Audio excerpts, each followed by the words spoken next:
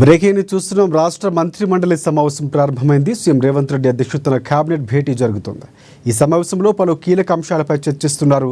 ముఖ్యంగా కాళేశ్వరం ప్రాజెక్టు నిర్మాణంలో జరిగిన అక్రమాలపై జస్టిస్ పీసీ ఘోష్ కమిషన్ సమర్పించిన నివేదికపై సమగ్రంగా చర్చించనున్నారు. ఈ నివేదికలోని అంశాలు, కమిషన్ చేసిన సిఫార్సుల ఆధారంగా తదుపరి చర్యలపై మంత్రివర్గం నిర్ణయం తీసుకోనుంది.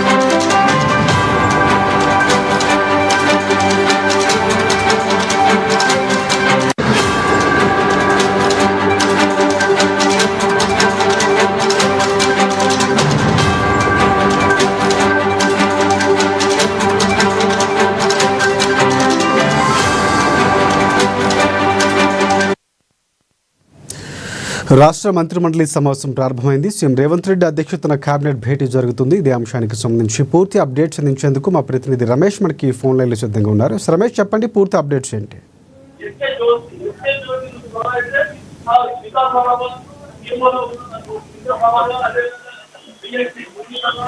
రమేష్, చెప్పండి, పూర్తి అప్డేట్స్ ఏంటి? ప్రధానంగా కాళేశ్వరం ప్రాజెక్టుకు సంబంధించి నివేదిక అందింది. ఈ అంశంపై చర్చించే అవకాశం ఉన్నట్లు తెలుస్తుంది. పూర్తి అప్డేట్స్ ఏంటి? ఏదైతే తెలంగాణ కేబినెట్ సమావేశం అయితే ప్రారంభమైంది రాజశేఖర్, ఇందులో ముఖ్యంగా కొద్దిసేపటి క్రితం సీఎం రేవంత్ రెడ్డి సెక్రటేరియట్ చేరుకోవడం జరిగింది.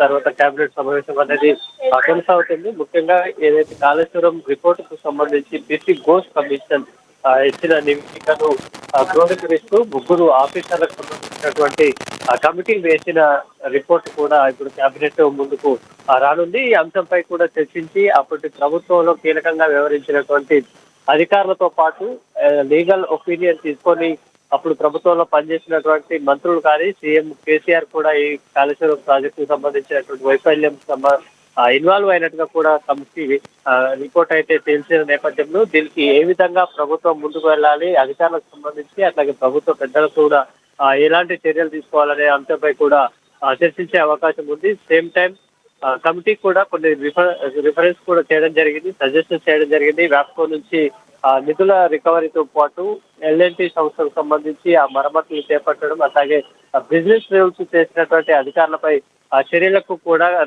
రికమెండేషన్ చేసిన నేపథ్యంలో వాటి మీద కూడా ఏ విధంగా ముందుకెళ్లాలనే అంశంపై కేబినెట్ చర్చించనుంది. Rajasekhar, right, thanks for updates Ramesh.